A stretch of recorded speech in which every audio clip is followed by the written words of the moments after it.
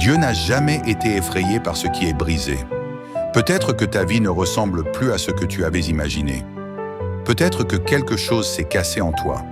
Une relation, un rêve, une confiance, une espérance.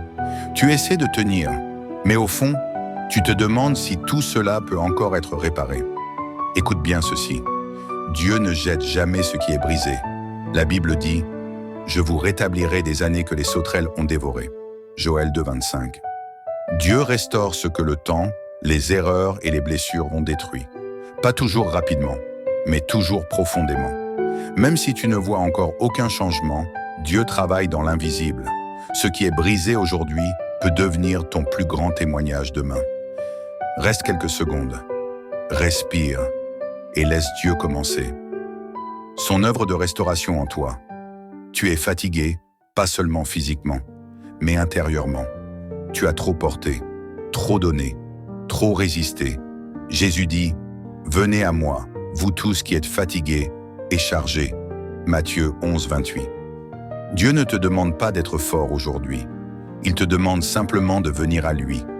Le repos de Dieu ne dépend pas de ce qui t'entoure, mais de sa présence en toi. Reste quelques secondes. Dépose ton fardeau. Dieu te donne son repos. Dieu n'a jamais été effrayé par ce qui est brisé. Peut-être que ta vie ne ressemble plus à ce que tu avais imaginé. Peut-être que quelque chose s'est cassé en toi.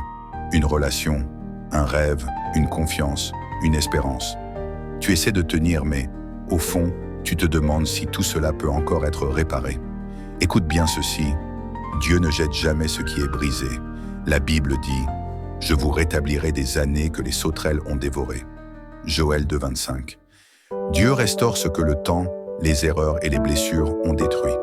Pas toujours rapidement, mais toujours profondément. Même si tu ne vois encore aucun changement, Dieu travaille dans l'invisible. Ce qui est brisé aujourd'hui peut devenir ton plus grand témoignage demain. Reste quelques secondes, respire et laisse Dieu commencer son œuvre de restauration en toi.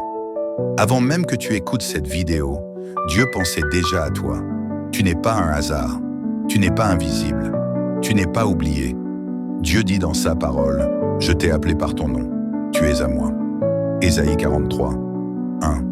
Dieu connaît ton nom, mais aussi ton histoire, tes blessures et tes prières secrètes.